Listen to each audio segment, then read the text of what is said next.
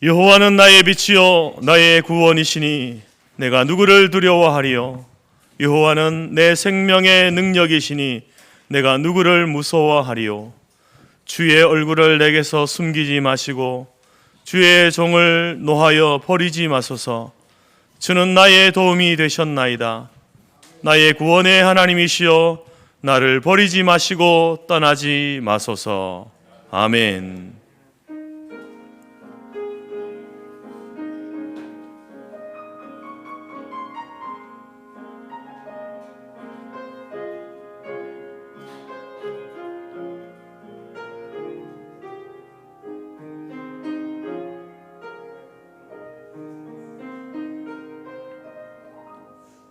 함께 사도신경으로 우리의 신앙을 고백하겠습니다. 앞에 화면에도 있습니다.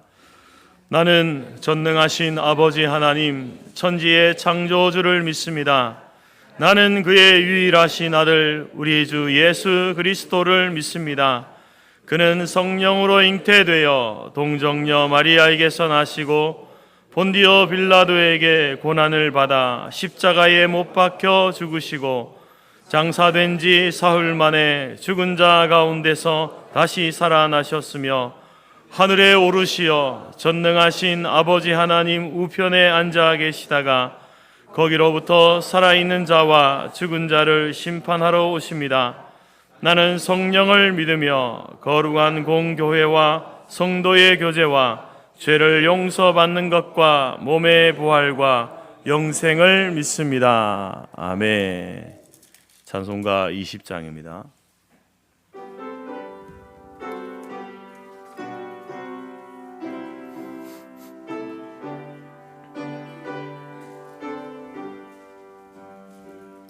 큰 영광 중에 계신 주 나 찬송합니다.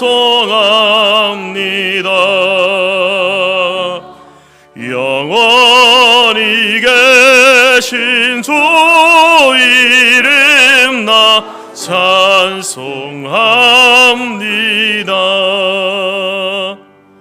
한없이 크신 능력을 나 찬송합니다. 참되고 미쁜 그 언약 나 찬송합니다.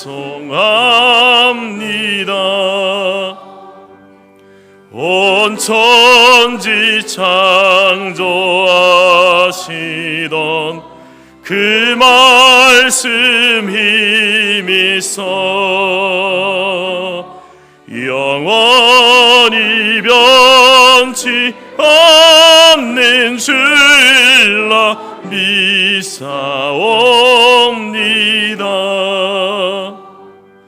그 온유하신 춤성 날 불러주시고 그 품에 품어 주시니 나 찬송합니다.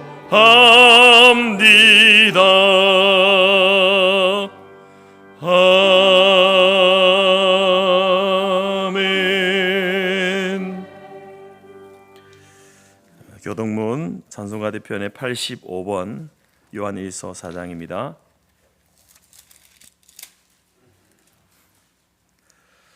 사랑하는 자들아 우리가 서로 사랑하자. 사랑은 하나님께 속한 것이니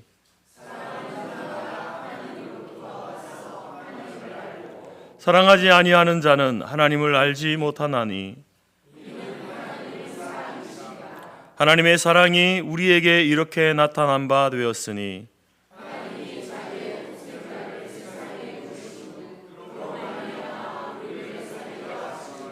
사랑은 여기 있으니 우리가 하나님을 사랑한 것이 아니요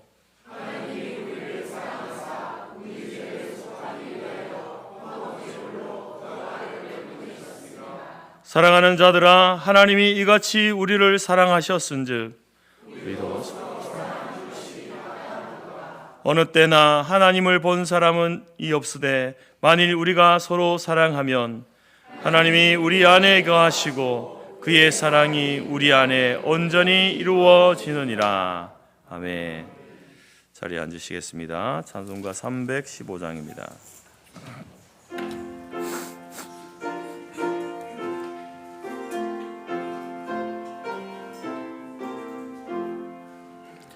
내 주 되신 주를 참 사랑하고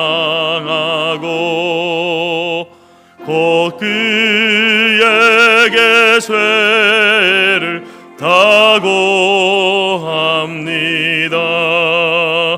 그를 은혜를 주신 내 예수시니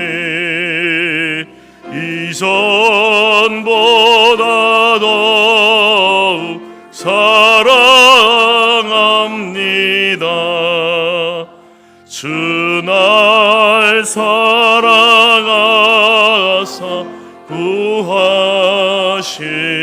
구하시려고 저 십자가 고난 당하셨도다. 그가 시관 쓰신 내 주 배우니 이전보다 더욱 사랑합니다. 내 평생에 힘쓸 그 큰 의무는 주 예수의 덕을 늘 기림이라. 숨질 때에까지 내 할 말씀은 이전보다 더욱 사랑합니다. 그 영광의 나라 나 들어가서 그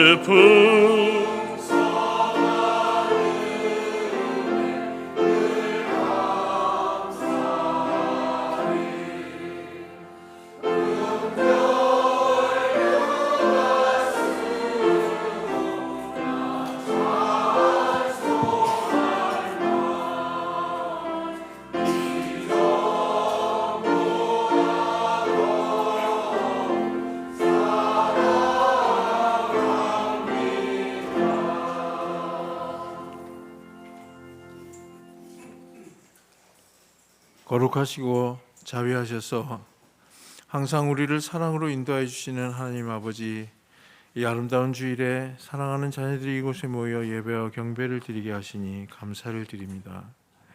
때를 따라 입을 것과 먹을 것을 주시며 쉼을 얻을 수 있는 가정을 저희에게 허락해 주시니 감사합니다. 일할 수 있는 일터와 건강을 주시고 그것으로 인해 미래와 희망을 주심도 감사합니다.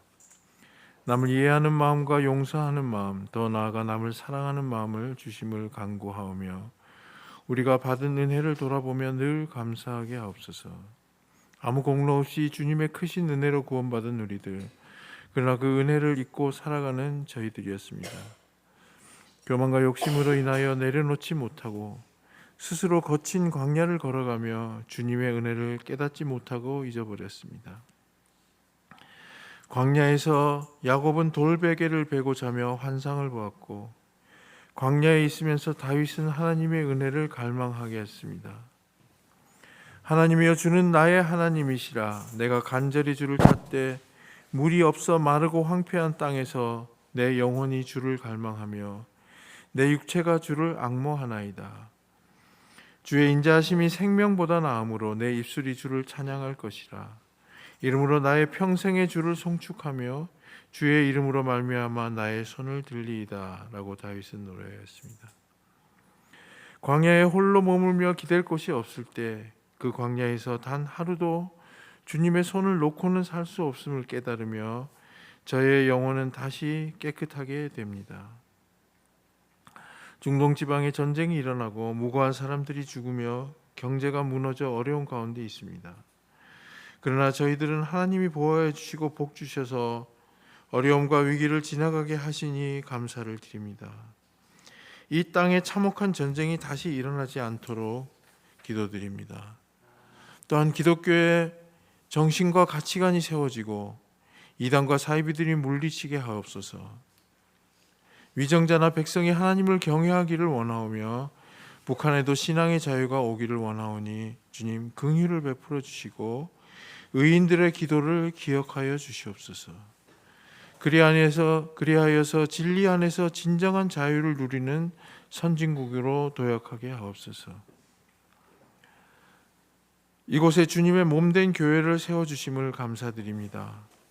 하나님의 뜻을 따라 온전히 쓰임받는 교회가 되게 하시고 이 시대와 지역사회에 필요한 교회가 되게 하시고 영혼 구원과 선교의 사명을 감당하는 교회가 되게 하여 주시옵소서. 또한 창신동 지역의 재개발이 이루어지게 하여 주심을 감사를 드립니다. 우리 교회가 어찌 될지는 아직 알 수 없으나 주님께서 인도하여 주심을 믿고 행할 때 전 과정이 은혜와 감사가 넘치게 하옵소서. 재개발 과정이 합당하게 이루어지게 하셔서 교회의 본질은 성도들이며 외적인 화려함이 있는 것이 아님을 기억하고 성도들이 불필요한 다툼이 생기지 않도록 함께하여 주심을 간구하고 기도드립니다. 같이 하나님을 믿고 함께 신앙생활을 하기 원하는 새 신자들을 보내주심에 또한 감사를 드립니다. 하나님을 온전히 의지하고 말씀을 사모하며 믿음이 자라서 주님의 교회의 큰 일꾼들이 되게 하여 주시옵소서. 교회를 위하여 애쓰고 힘쓰는 목회자들에게 힘과 용기를 더하여 주시고 영육간에 강건하게 하시며 오늘도 주님의 말씀을 들고 단 위에 서신 목사님을 붙잡아 주시고 하나님이 주신 말씀을 담대하게 전하게 하시며 듣는 우리들에게는 하늘의 위로와 평안을 얻는 말씀이 되게 하여 주시옵소서. 오늘 예배 순서와 모임들을 위해 주님께서 함께 하심을 기도드리며 예수님 이름으로 기도드렸습니다. 아멘.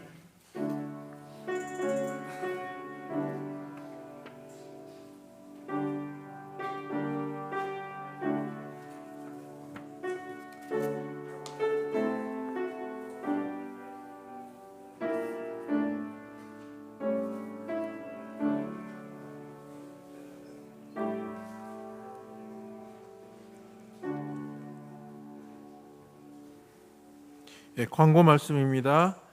서로 인사합시다. 하나님은 영이시니 예배하는 자가 영과 진리로 예배할지니라. 서로 환영하고 축복합시다.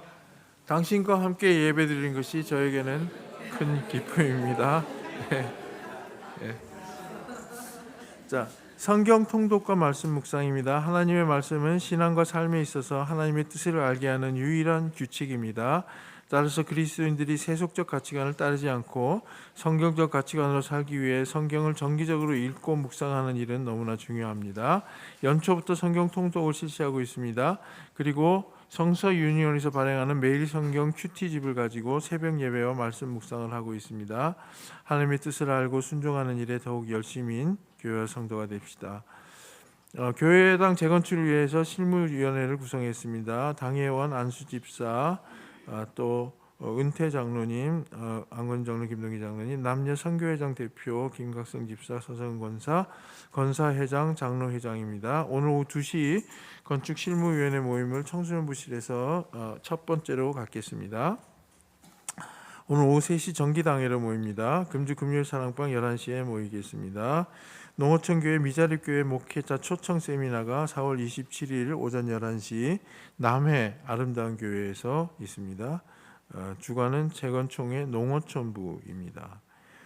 5월 6일 6월 매월 성경이 나왔습니다. 날마다 말씀 묵상으로 하나님의 뜻과 방법을 살아가고 알아가고 하나님이 기뻐하시는 삶을 살아갑시다. 김은희 권사에게 문의해 주시기 바랍니다. 송광순 권사님이 무릎 인공관절 수술로 큰 수술을 2번이나 월요일과 5월 4일 또 월요일에 의정부 성모병원에서 받게 되겠습니다. 많이 기도해 주시고 또 건강하게 다시 교회에 출석할 수 있도록 기도해 주시기 바랍니다. 한명승 집사님 적시자병원에 입원 가려 중입니다. 기도해 주시기 바랍니다.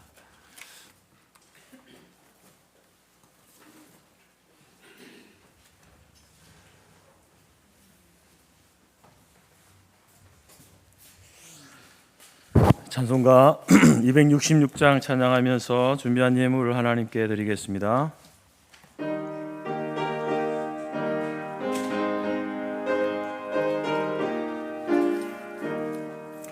주의 피로 이룬 샘물 참 깊고 넓도다. 구원하는 그 신능력 다 찬송할지라. 찬송하세 주의 보혈 그 샘에 지금 나아가 죄에 깊이 빠진 이 몸 그 피로 씻어 맑히네. 죄악 세상 이김으로 거룩한 길 가는 나의 마음 성전 삼고 주께서 계시네. 찬송하세 주의 보혈 그 샘에 지금 나아가 죄에 깊이 빠진 이 몸 그 피로 씻어 맑히네. 주 예수를 깊이 아는 놀라운 그 은혜. 내 새롭도다. 찬송하세 주의 보혈 그 샘에 지금 나아가 죄에 깊이 빠진 이 몸 그 피로 씻어 맑히네. 예, 오늘 우리 예배 가운데 우리 김영순 권사님 우리 가족들이 어저께 결혼 잔치가 있었는데요, 집안 잔치가 있었는데 참석하셨습니다.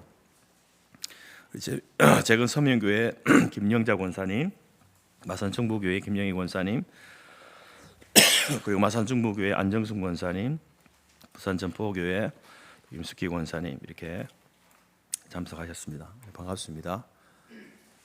예, 반갑습니다. 기도하겠습니다. 하나님 감사합니다.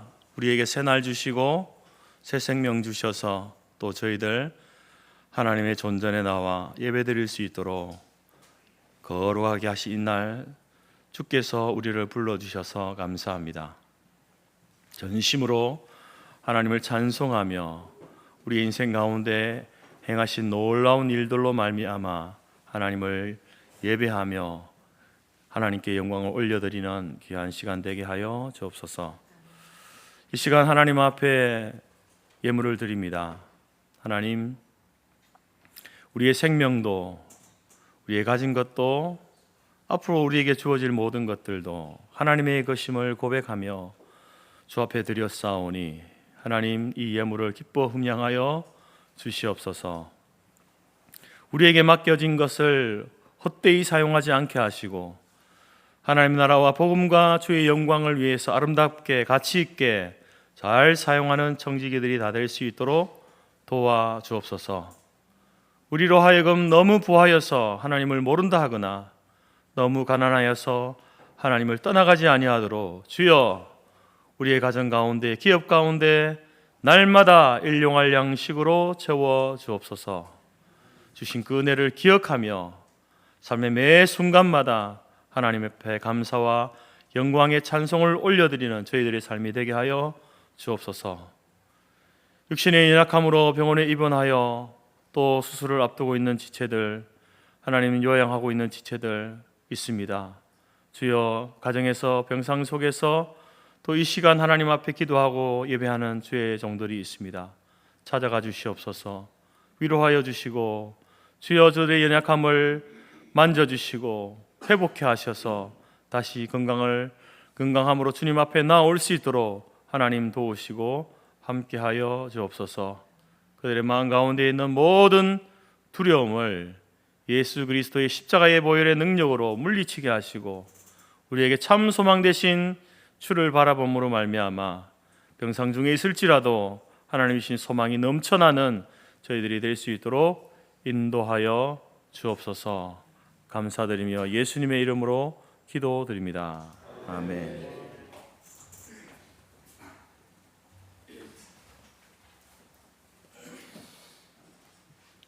하나님이 우리에게 주신 말씀은 창세기 28장 10절에서 22절까지이며 구약 40페이지입니다. 앞 화면에도 있습니다. 야곱이 브엘세바에서 떠나 하란으로 향하여 가더니 한 곳에 이르러는 해가 진지라. 거기서 유숙하려고 그것에 한 돌을 가져다가 베개로 삼고 거기 누워 자더니 꿈에 본즉 사닥다리가 땅 위에 서 있는데 그 꼭대기가 하늘에 닿았고 또 본즉 하나님의 사자들이 그 위에서 오르락 내리락하고 또 본즉 여호와께서 그 위에 서서 이르시되 나는 여호와니 너희 조부 아브라함의 하나님이요 이삭의 하나님이라. 내가 누워 있는 땅을 내가 너와 네 자손에게 주리니 네 자손이 땅에 티끌같이 되어 내가 서쪽과 동쪽과 북쪽과 남쪽으로 퍼져 나갈지며 땅의 모든 족속이 너와 네 자손으로 말미암아 복을 받으리라. 내가 너와 함께 있어 내가 어디로 가든지 너를 지키며 너를 이끌어 이 땅으로 돌아오게 할지라.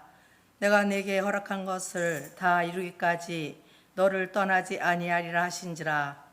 야곱이 잠이 깨어 이르되 여호와께서 과연 여기 계시거늘 내가 알지 못하였도다.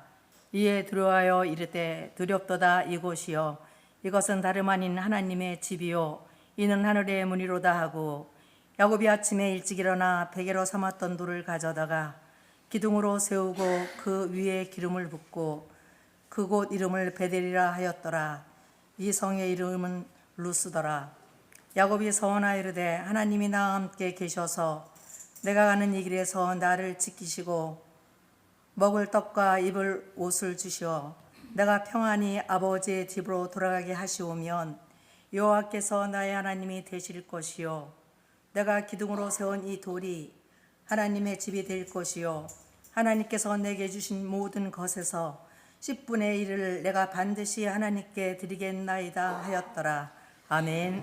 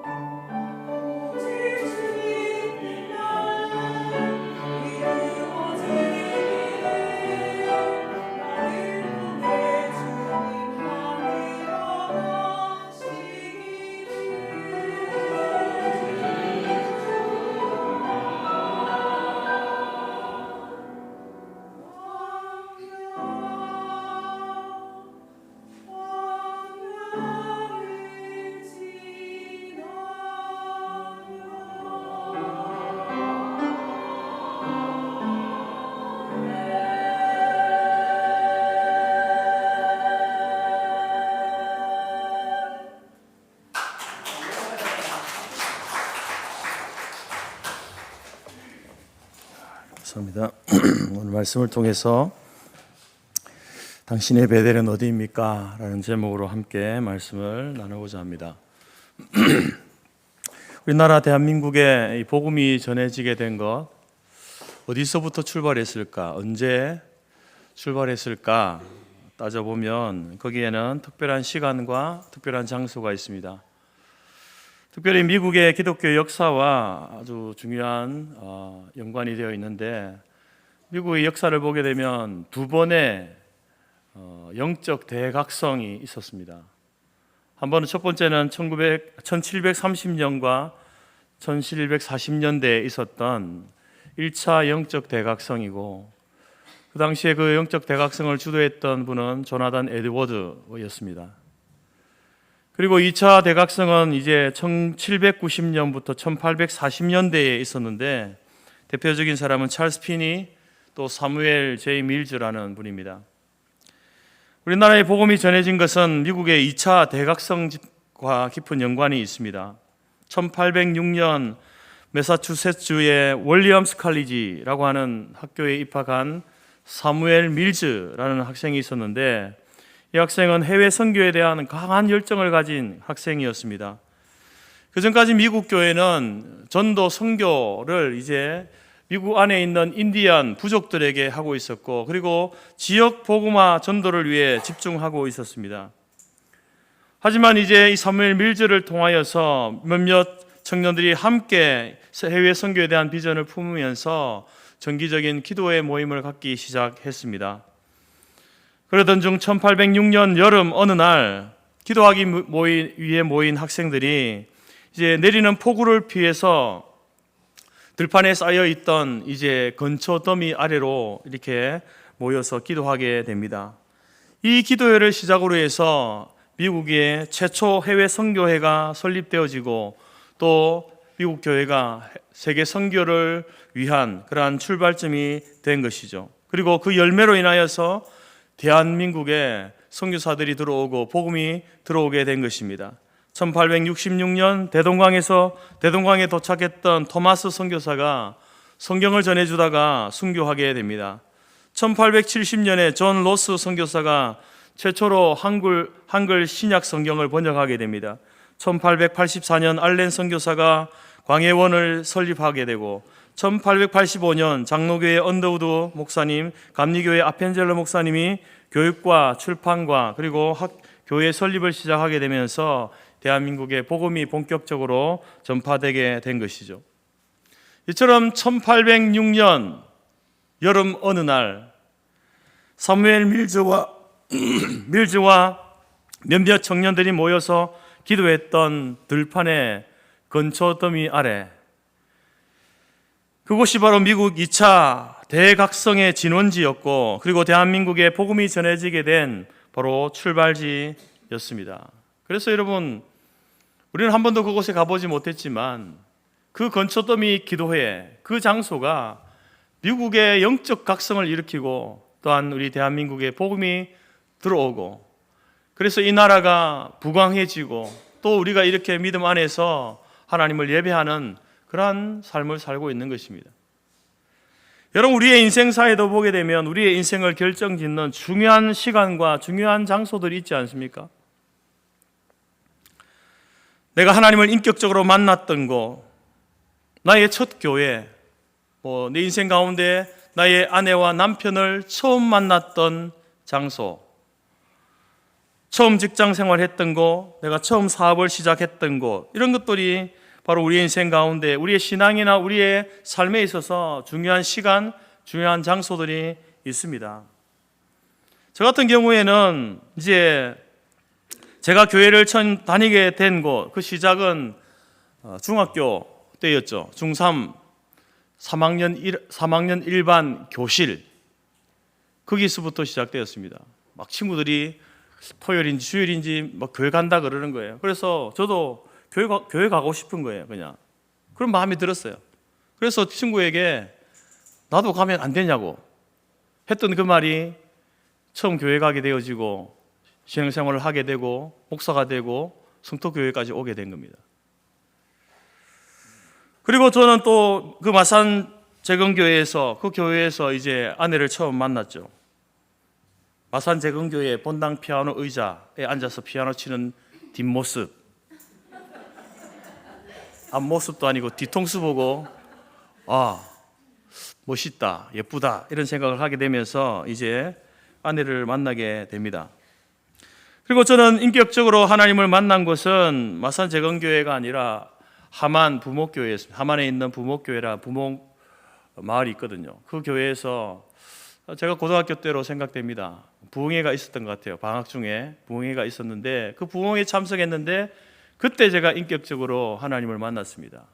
그때 말씀을 듣는 가운데에 제 마음 가운데 어떤 마음이 드냐면 아, 하나님이 나를 사랑하시는구나 라는 것을 그때 깨닫게 된 거예요.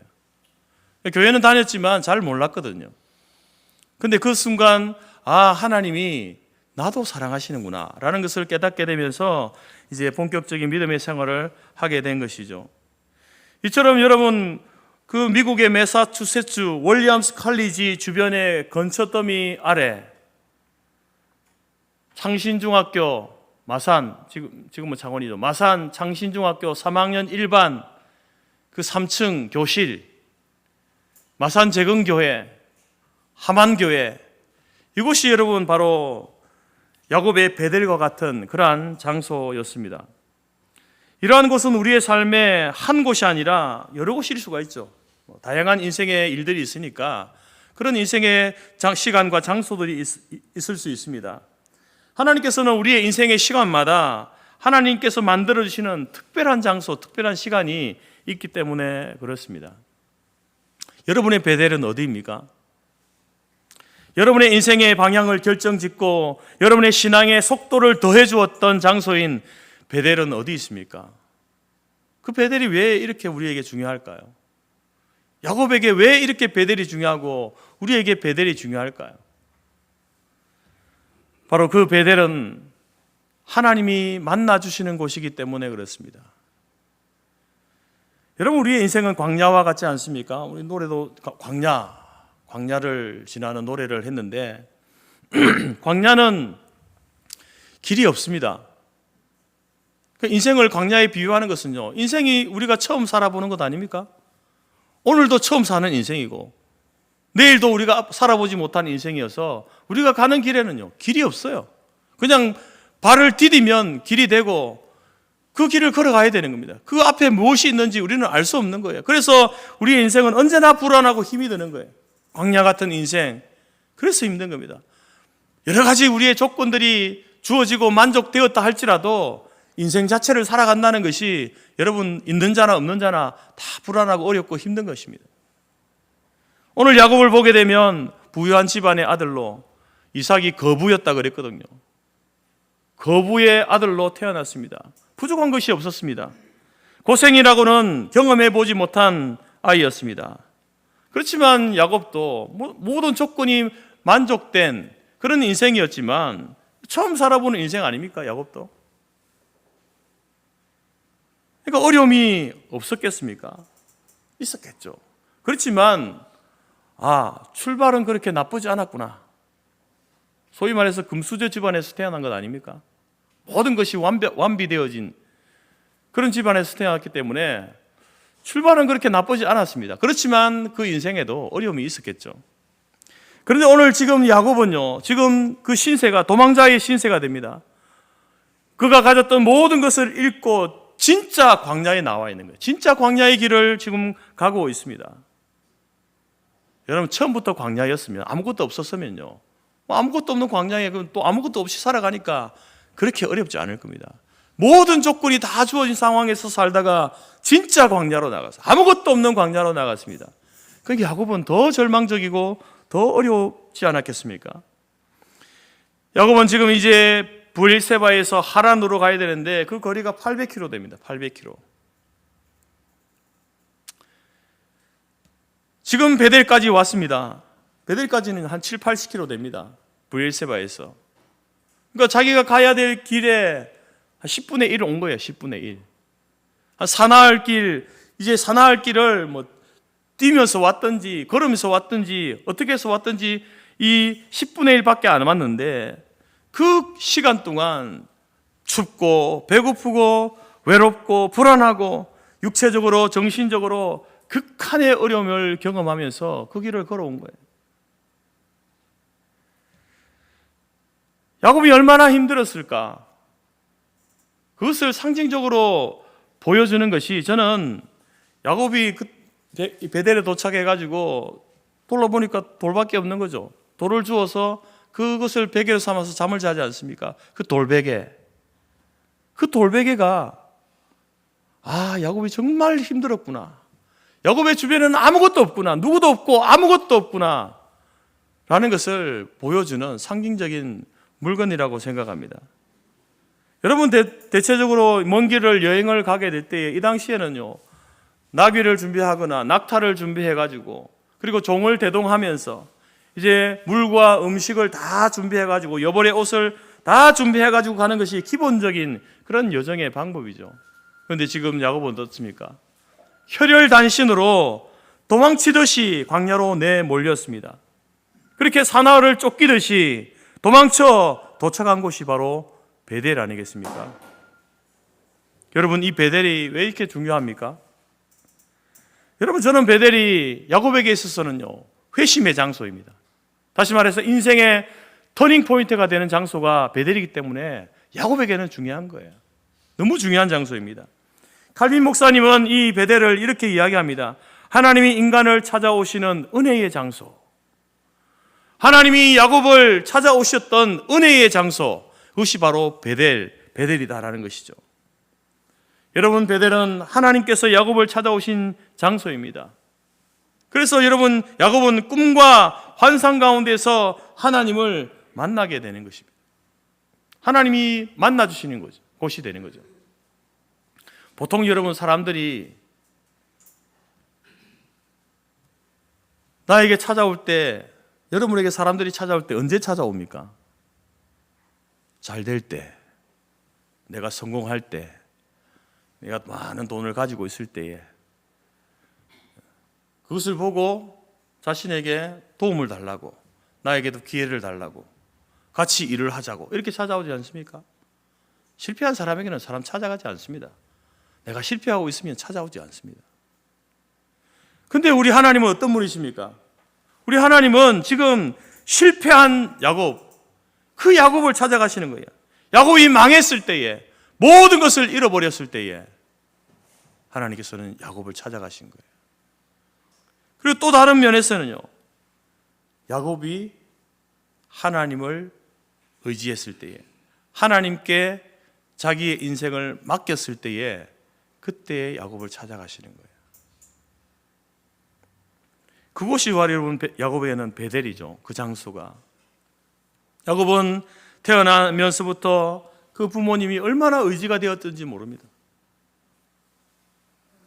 부모로부터 주어지는 모든 혜택을 다 누렸습니다. 그런데 그 의지의 대상이 사라져버린 거예요.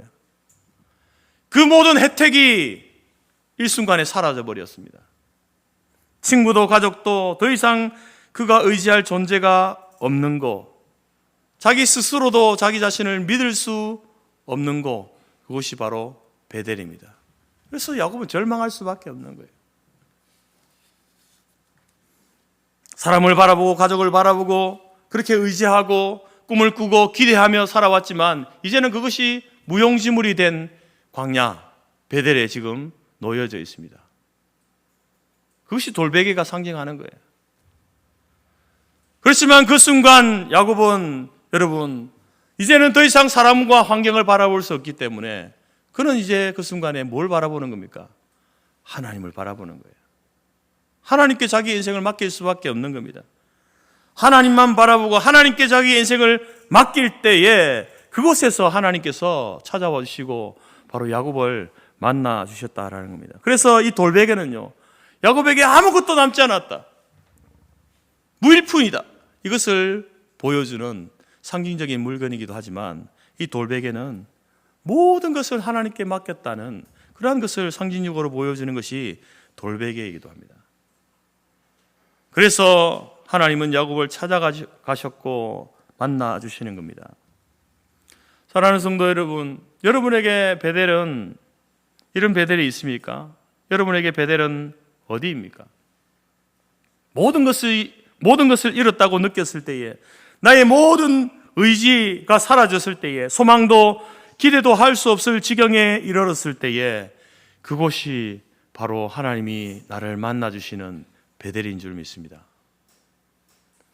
그때 여러분, 우리가 절망과 원망과 불평이 아니라 모든 것을 하나님께 맡기고 돌베개 하나 의지 삼아 잠을 잔 그곳이 하나님 우리를 찾아와 주시고 만나 주시는 베델, 우리의 인생의 터닝 포인트가 되는 장소, 베델이 되는 것입니다.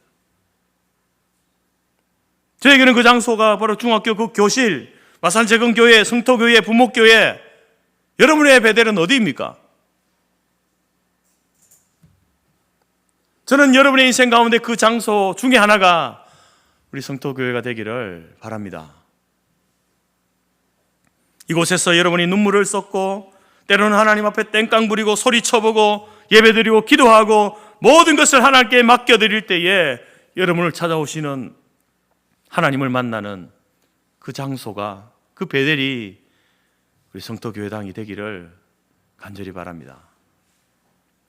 두 번째로 여러분의 베델은 어디입니까? 왜 이 베델이 중요합니까? 두 번째로 여러분, 이 베델은요, 확신을 갖게 되는 곳이기 때문에 그렇습니다. 확신을 갖게 되는 것. 첫 번째는 하나님이 만나주시는 곳이기 때문에 중요하고요. 두 번째는 확신을 갖게 되는 곳입니다. 야곱이 브엘세바에서 도망치던 나오면서 모든 소망과 그의 미래를 그곳에 다 두고 나와야 됐습니다. 기댈 곳을 잃었지만 이제 더 이상 기대할 것도 없는 인생이 된 거예요.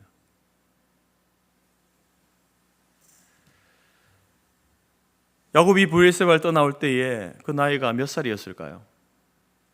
우리는 성경을 읽으면서 한 20살 이 정도 조금 넘지 않았을까 이렇게 생각하죠. 그렇지 않습니다, 여러분. 어떤 학자는요 40세 이상이라고 이야기합니다. 그런데 더 정확하게 우리가 살펴보려면 야곱의 인생을요 거꾸로 이렇게 되짚어 가면 됩니다. 야곱이 147세에 죽었거든요. 그때 이제 죽음을 맞이하게 되면서 이제 그 이전에 아버지 이삭을 고향으로 돌아와서 만나게 되어지고, 또 그 전에 하란에서의 20년 넘게 21년의 시간을 지내게 되어지고, 그러면서 브엘세바를 떠나온 것 아닙니까? 그렇게 추정해 가면요, 브엘세바를 나올 때에, 베델에 도착했을 때에 야곱의 나이는요 70대 후반입니다. 77, 8 정도 되는 나이예요. 그러니까 야곱이 147세까지 살았기 때문에 그 인생 가운데 70대 후반은 지금으로 말하면 우리 40대, 50대 중년의 나이, 중년과 장년의 나이 정도 되는 거죠. 제 나이쯤 되는 그러한 시기, 인생의 시기라는 겁니다. 여러분, 이 40대, 50대 나이의 사람들은 어떤 삶을 살고 있습니까? 지금까지 자기가 이제 일구어 나온 그 모든 삶의 기반들, 다져놓은 모든 기반들을 통하여서 삶의 안정을 추구하고, 그리고 이제 더 나은 미래를 준비해야 되는 시점, 그 시점이 40대, 50대 아닙니까? 근데 지금 야곱은 앞이 보이지 않는 길을 떠나는 거예요. 안정된 그 모든 것을 다 버려두고, 그리고 앞이 보이지 않는 불안한 미래가 펼쳐지는 곳을 향해서 가고 있는 겁니다. 아무것도 확신할 수 없는 그때에 그가 도착한 이 베델은 그에게 또 다른 확신을 주는 곳이었습니다. 야곱이 꿈에 사닥다리를 보게 되죠. 그 사닥다리가 땅 위에 있으면서 꼭대기가 하늘에 닿았다라고 이렇게 이야기합니다. 그러니까 끝이 보이지 않는 사닥다리가 펼쳐진 거예요. 그리고 그 위에 하나님의 사자들, 천사들이 오르락내리락 하는 것을 보게 됩니다. 그리고 그 위에서 보이지 않는 그 꼭대기, 그 끝에서 말씀하시는 음성이 들리는데, 야곱이 생각할 때 그분은 하나님인 거예요. 하나님이 말씀하시는 그 음성을 듣게 되어집니다. 야곱에게 베델이 왜 이렇게 중요합니까? 베델은 바로 야곱에게 은혜의 사닥다리가 펼쳐진 곳이기 때문에 그렇습니다. 야곱은 여러분 원래 이 장소 이름이 루스 아니겠습니까? 이 루스를 베델이라고 이름을 짓게 됩니다. 베트엘. 엘이 하나님이고 베트는 집이거든요. 하나님의 집. 이곳은 하나님의 집이다 이렇게 이야기합니다. 왜 베델을 하나님의 집이라고 이야기합니까? 집을 도망쳐 나오듯이 떠나온 더 이상 안식할 곳이 없는, 기댈 곳이 없는 이 야곱에게 베델이 하나님의 집이라는 거죠. 자신에게 안식을 주는 거, 자신을 지켜주는 거, 모든 것이 준비되어져 있는 거, 그것이 집 아니겠습니까? 쫓겨나온 신세, 도망자의 신세. 그런데 이곳 베델에서 하나님께서 안식을 주신다는 거죠. 하나님이 지켜주시겠다고 말씀하시고 모든 것을 준비해 주시겠다고 약속해 주신 곳이 베델입니다. 그러니까 이곳을 하나님의 집이다 이렇게 이야기하는 거예요. 삶의 의미와 모든 기대가 사라졌던 이 야곱에게 다시 삶의 의미와 기대를 갖게 했던 곳, 그것이 바로 베델입니다. 여러분, 이러한 기대와 이러한 의미와 이 기대는 뭐 단순히 야곱이 느낌상 좋으니까 그런 게 아니에요. 기분이 좋으니까 그게 아닙니다.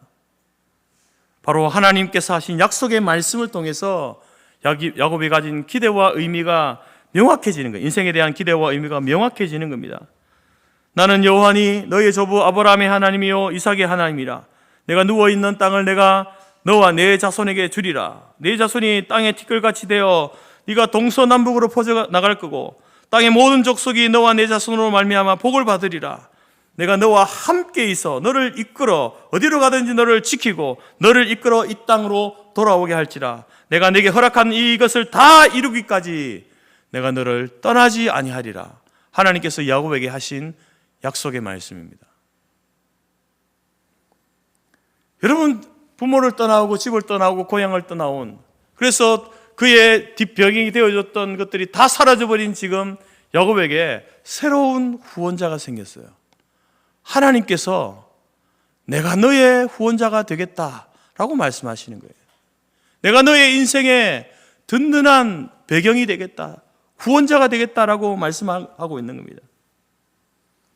인생에 대한 새로운 기대가 생기는 거예요. 소망이 생기는 거예요. 그리고 야곱은 이 베델을 뭐라고 부릅니까? 하늘의 문이다라고 부르잖아요. 하늘의 문. 여러분, 브엘세바를 떠나올 때에 야곱의 인생의 모든 문은요 다 닫혀버렸습니다. 그 시작은 문들이 넓게 열려진 인생이었지만, 그러나 브엘세바를 떠나올 때요 그 인생은요 완전히 닫혀버렸습니다. 어쩌면 스스로 닫아버린지도 모릅니다. 스스로 자기가 자기 인생의 문을 닫아버린 거예요. 형 에서의 마음의 문도 닫히고 아버지 이삭의 마음의 문도 닫힙니다. 모든 문이 다 닫혀버린 채 도망쳐 나왔습니다. 그런데 베델에서요 그 문이 다시 열리는 거예요. 야곱이 하늘의 문이다라고 하잖아요. 이곳이 하늘의 문이다. 여러분, 이전에 야곱의 인생 가운데는요 사람들을 향해서 그 인생의 문이 다 열려져 있었어요. 물론 여러분, 우리가 살아가면서 사람들을 향한 그 문이 열려져 있어야 됩니다. 혼자 살 수 없잖아요. 가족이 있어야 되고 동료들이 있어야 되고 성도들이 있어야 되는 거예요. 그 문이 열려져 있어야 됩니다. 하나님의 주신 복 중에 하나입니다. 근데 이전에 야곱은요 사람에게만 열려 있었어요. 그 인생의 문이 사람에게만 열려 있었는데 하나님께서 그 문을 닫아버리신 겁니다. 자기 스스로 닫아버린 거예요. 근데 이제는 야곱의 인생이 문이 열려지기 시작하는데 그 열려진 문이 누구를 향해 있습니까? 하나님을 향해 있는 겁니다. 야곱은요 그 베델에서 하나님을 향해서 열려진 그 문을 보게 된 거예요. 하나님을 만나게 된 것 아닙니까? 사람을 향해서는 다 닫혀진 인생의 문이어서 더 이상 기대와 소망이 없다라고 생각했는데 그때에 하나님께서 하늘 문을 여시고 하나님을 향해 야곱의 인생의 문을 열어주시는 것, 그것이 바로 베델인 거죠. 그래서 여러분, 야곱에게는 베델이 그토록 소중한 중요한 인생의 장소가 되는 겁니다. 그래서 야곱은요 이 베델에서 확신을 갖게 된 거예요. 자신감을 회복한 것 아닙니까? 하나님이 나와 함께 해주시고 나를 지켜주시고 이끌어주시고 끝까지 떠나지 않으심을 확신하게 된 것, 조상들에게 주셨던 그 약속이 도망자인, 비열하고 꽤 많은 도망자인 나에게도 여전히 유효하다라는 사실을 알게 되고 확신케 되어진 것, 그것이 바로 베델 아닙니까? 사랑하는 성도 여러분, 여러분의 베델은 어디입니까? 하나님을 향해서 여러분의 인생의 문이 열려진 곳이 어디입니까? 혼자라고 생각했는데 하나님께서 나의 든든한 후원자가 되게 해주겠다고 약속하신 그 장소가 어디입니까? 그 약속을 받은 장소 어디입니까? 다시 내 인생에, 내 삶에 대한 의지와 기대감이 생겨나게 된 그 베델 어디입니까, 여러분? 저는 우리 성터교회가, 여러분의 개인의 골방의 기도가, 그 장소가 여러분의 베델이 되기를 주님의 이름으로 축복합니다. 닫혀진 인생의 문을 하나님이 다시 열어주시는 장소, 하나님께서 믿음의 조상들에게 주셨던 그 약속이 나의 허물과 나의 연약함과 나의 죄악됨으로 인하여서 그것이 끝나버렸다고 생각했는데 아니다! 그 약속이 너에게도 유효하다라고 확신 주시고 말씀 주시는 그 장소, 그곳이 여러분 우리 성도교회, 이 예배당, 여러분의 가정의 개인의 골방의 기도, 그곳이 여러분의 베델이 되기를 주님의 이름으로 축복합니다. 세 번째로, 이 베델이, 여러분의 베델은 어디입니까? 왜 이렇게 베델이 중요한가? 여러분, 이 베델은요, 하나님을 향한 결단이 있는 곳이기 때문에 그렇습니다. 이제 야곱이 꿈에서 벌떡 깨어 일어납니다. 우리도 자다가 꿈꾸다가 그럴 때 있잖아요. 이제 너무 무서워가지고 이게 꿈인가 생신가 해서 벌떡 놀라서 깰 때도 있고요. 너무 좋아가지고 또 깰 때도 있습니다. 야곱이 꿈을 꾸는데 너무 생생하고 좋아서 가만히 있을 수 없는 겁니다. 그래서 벌떡 일어나 꿈에 깼습니다. 그러면서 하는 말이 뭡니까? 여호와께서 과연 여기 계시거늘 내가 알지 못했구나. 야곱은 그 꿈을 통해서 하나님이 나와 함께 계시다라는 사실을 알게 된 겁니다. 그러면 여러분, 야곱이 베델에서 이 꿈을 꾸기 전에 하나님은 야곱과 함께 하지 않았습니까? 하나님 도대체 어디 계셨습니까? 여러분, 하나님께서는요, 이전부터 야곱과 함께 하셨습니다. 어머니 태에서부터 하나님이 야곱과 함께 하심을 우리에게 보여주고 있지 않습니까? 하나님은 우리가 이 땅에 나기 전에, 우리가 조성되기 전부터 하나님은 우리와 함께 하시는 분이에요. 그런데 야곱은 그걸 몰랐던 거예요. 그리고 이 베델에 쫓겨나오면서 이 베델에서 그가 알게 된 게 뭡니까? 하나님이 나와 함께 계시는구나. 하나님 여기 계시는구나. 내가 이전에는 그것을 알지 못했다라고 고백하지 않습니까? 여러분, 사람을 변화시키는 것은요, 저와 여러분이 변화되는 것은요, 지식이나 어떤 깨달음, 어떤 깨달음이 있어야 변화되는 게 아닙니다. 진짜 변화되는 것은요, 하나님을 만날 때 변화됩니다. 물론 우리가 지식을 습득하고 하게 되면 뭐가 변화가 일어나죠. 삶의 변화가 일어나지만 진정한 변화는, 참된 변화는 여러분 우리가 하나님을 만날 때에 인생에 참된 변화가 일어나게 됩니다. 베드로도 예수님을 하나님으로 만났을 때에 그 인생이 변화됩니다. 사도 바울도 예수님을 다메섹 도상에서 예수님을 하나님으로 만났을 때에 그 인생이 변화됩니다. 최근에 여러분 기독교 방송과 또 개인 방송에 보게 되면 이제 자신의 변화된 모습을 보이고 있는 사람이 있는데 개그우먼 조혜련 씨죠. 이분은 45년 동안 불교를 믿어왔답니다. 동료 개그맨들의 전도를 받고 또 이제 설교를 듣게 되면서 그가 깨달았게 된 게 자신의 지금까지 살아온 삶은 마치 금송아지를 우상 숭배하는 그 삶이 자신의 삶이었다, 이렇게 고백했습니다. 그런데 그가 전도와 설교를 들으면서 회심하게 되고 예수를 믿게 되어집니다. 그러면서 성경을 100독인 거예요. 100번을 읽은 거예요.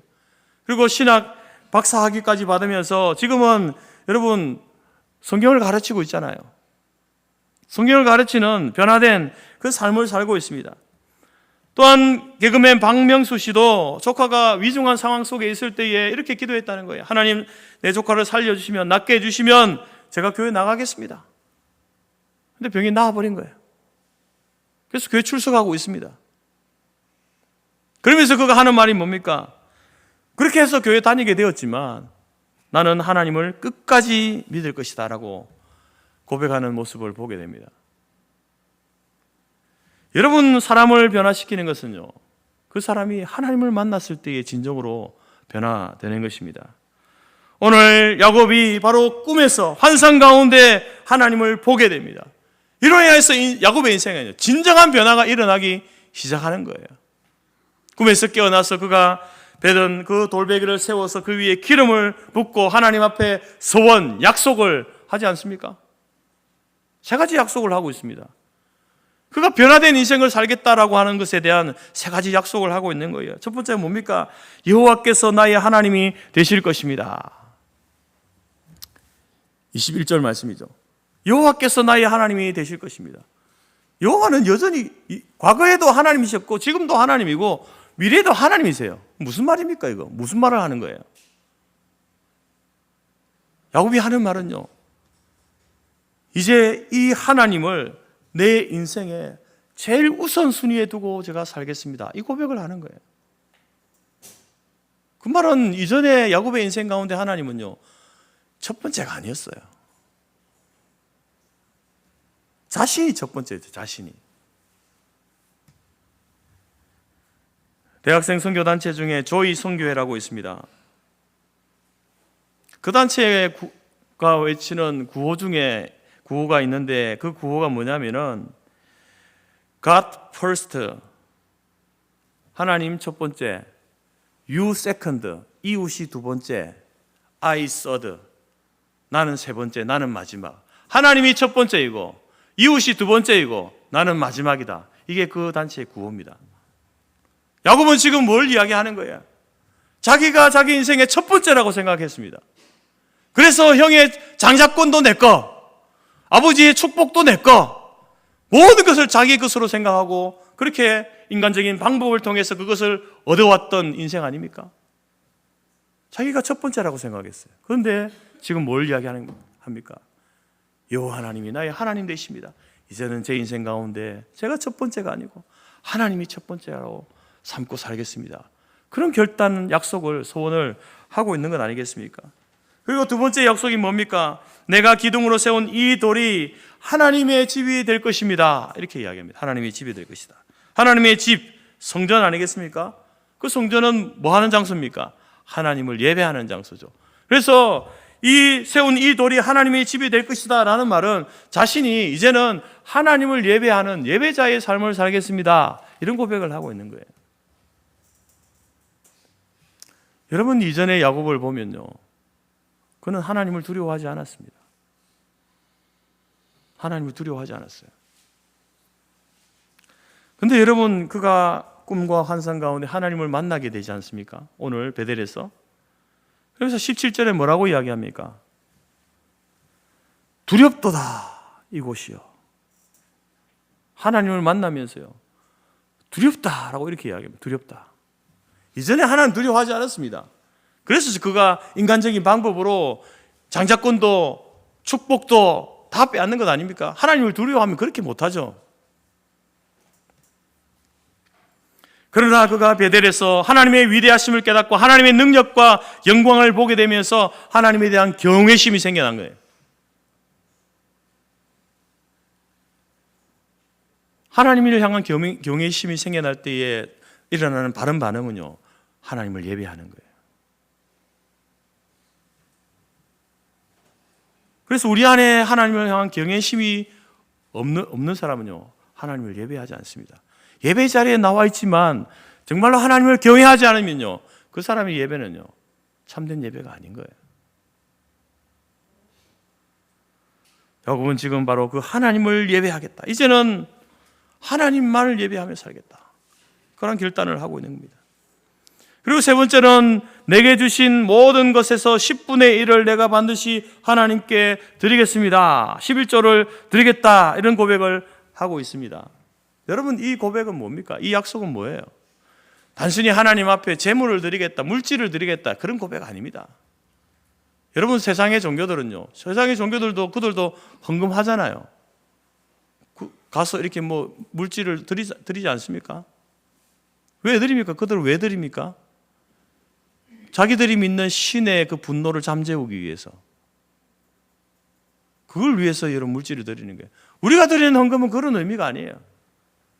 하나님이 우리를 향해서 우리가 죄를 짓고 우리가 잘못해가지고 하나님이 화가 많이 나 있는데 우리가 물질을 드려야 하나님이 그 분노가 삭혀지고 우리가 예배를 드려야 하나님이 분노가 삭혀지는 그런 의미로 우리가 예배 드리는 게 아닙니다. 야곱도 그런 의미가 아니에요. 야곱이 왜 11조를 드리겠다라고 이야기합니까? 그것은 바로 이제는 하나님이 나의 주인 되십니다. 그 고백을 하고 있는 거예요. 자기가 첫 번째 아니었습니까? 자기가 주인이었죠. 자기 인생이 자기가 주인이었습니다. 그런데 이제는 자기가 주인이 아니라는 거예요. 그 장자권, 그 또 축복, 그게 우선이 아니라는 거죠. 하나님이 주인 되십니다. 내 인생의, 내 생명의 진짜 주인은 하나님이 되십니다.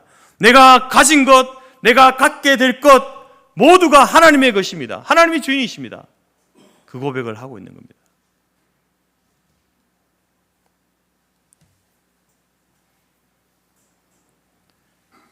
자기의 것이라고, 자기가 주인이라고 생각할 때는요, 다 잃어버렸습니다. 다 날아가 버렸습니다. 그리고 그것들이 자기의 것이 아님을 그는 베델에서 광야에서 깨닫게 된 거예요. 도망 나오면서 깨닫게 된 것 아닙니까? 아, 내게 주신 것들이 하나님의 것이었구나. 앞으로 내게 주실 것들도 하나님의 것을 내게 맡기시는 것이구나 깨닫게 된 시간이죠.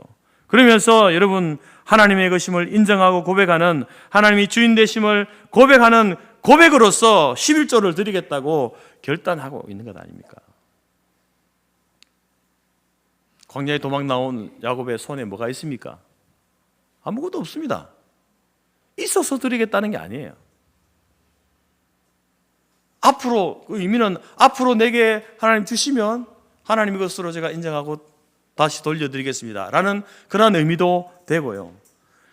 지금 야곱이 가지고 있는 게 뭡니까? 몸뚱아리 하나밖에 없어요. 자기의 생명밖에. 그러니까 이것은 11조를 드리겠다는 것은, 지금 당장 드리겠다는 것은 자기의 생명을 드리겠다는 거예요. 자기의 생명의 주인이 하나님이시다라는 것을 고백하고 있는 겁니다.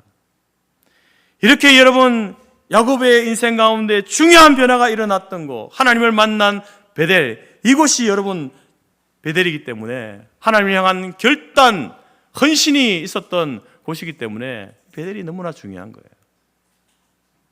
여러분의 베델은 어디입니까? 하나님을 향해서 무언가 헌신하고 결단한 것이 언제였습니까? 어디에서 그렇게 했습니까? 이것은 우리의 인생의 어느 한 순간만 아니라, 과거의 어느 순간이 아니라, 이런 하나님을 향한 결단은요, 우리 인생의 중요한 시기마다 있어야 되는 거예요. 그렇지 않으면 분명히 저도 그렇지만 우리는요, 내 인생은 나의 것이라고 주장하면서 착각하면서 살게 됩니다.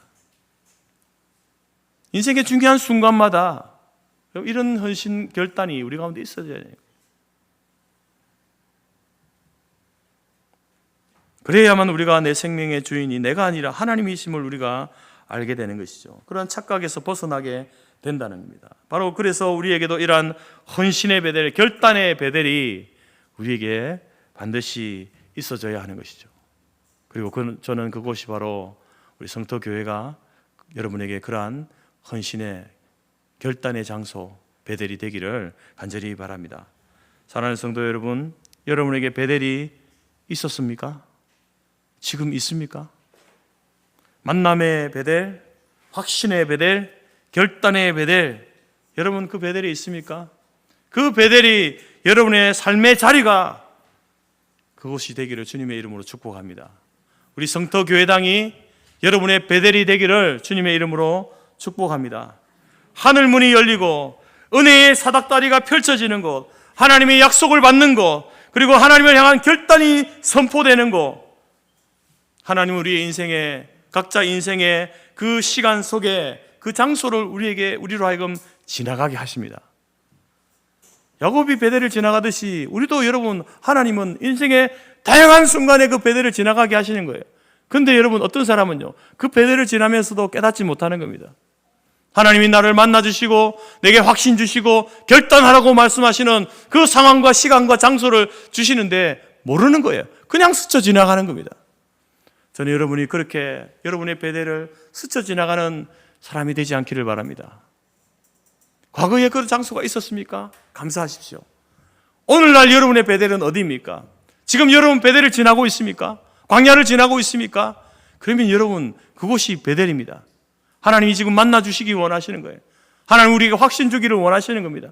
하나님 우리의 결단을, 변화되어 준 결단을 하나님이 원하셔서 우리로 하여금 그 베델을 지나가게 하신다는 거죠. 여러분, 여러분의 인생 앞에 펼쳐진, 놓여진 하나님께서 주신 그 베델을 놓치지 않는 저와 여러분이 되어지기를 주님의 이름으로 축복합니다. 기도하겠습니다. 하나님 감사합니다. 내 인생 가운데 하나님 베델을 주셔서 나를 만나주시고 확신 주시고 또한 결단케 하셔서 지금까지 살게 하신 것 감사합니다. 하나님, 지금 내 삶의 현장에서 앞으로 내 인생 가운데 또 하나님께서 베델을 주실 때에 하나님, 내가 무지하여서 내 귀가 가려져 있고 눈이 가려져 있어서 그 베델을 보지 못하고 듣지 못하는 어리석은 인생이 되지 아니하도록 하나님 도와주옵소서. 베델을 지나게 하실 때에 나를 만나주시고 확신 주시고 결단케 하시는 그 베델의 그 장소를 하나님 주님 앞에 아버지 하나 올려드리는 저희들의 삶이 되기를 원합니다. 나의 삶의 자리가 그 베델이 되기를 원하고 우리 성토교회당이 그 베델의 자리가 되기를 원하오니 하나님이여 우리를 불쌍히 여겨주시고 하나님이 우리에게 펼쳐주시는 그 베델을 놓치지 않도록 도와주옵소서. 예수님의 이름으로 기도드립니다. 아멘. 찬송가 338장입니다.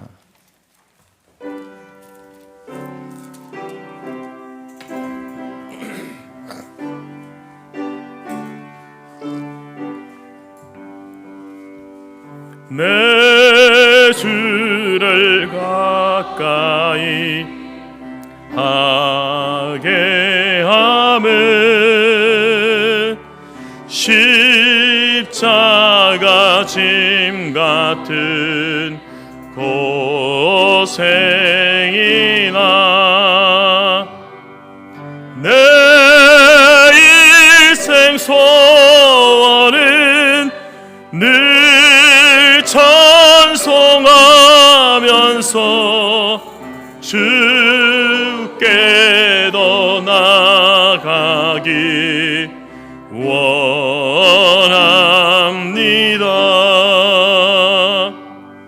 내 고생하는 것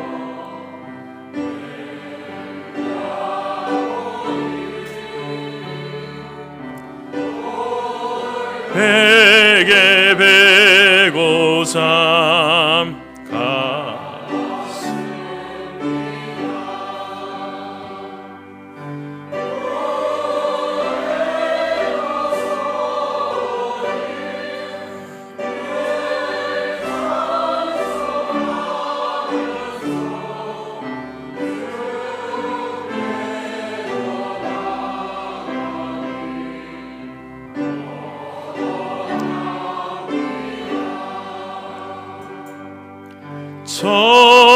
천성의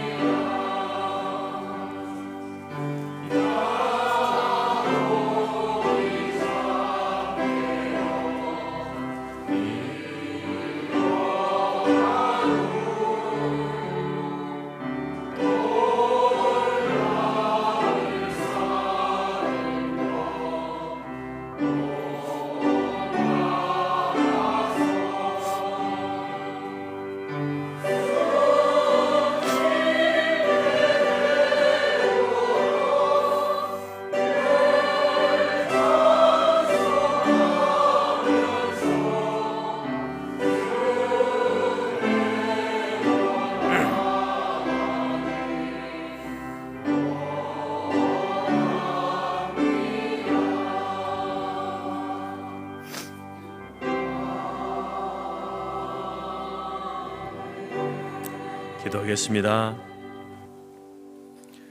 지금은 우리 주 예수 그리스도의 은혜와 하나님 아버지의 크신 사랑과 성령의 교제 교통 충만케 하신 은혜가 지금 인생의 광야를 지나고 고통과 아픔과 절망과 어려움 가운데 놓여진 주의 백성들이 그곳이 하나님이 우리에게 허락하신 베들레헴을 깨닫고 그곳에서 하나님을 만나고 하나님의 약속을 확신하며 다시 한번 우리의 인생을 주 앞에 드리기로 결단하고 나아가기로 마음에 소원하고 작정하는 모든 주의 성도들 머리 위에와 그들의 가정과 기업과 자녀와 우리가 속한 성터 교회와 재건재단 위에 지금부터 영원토록 함께 있을지어다. 아멘.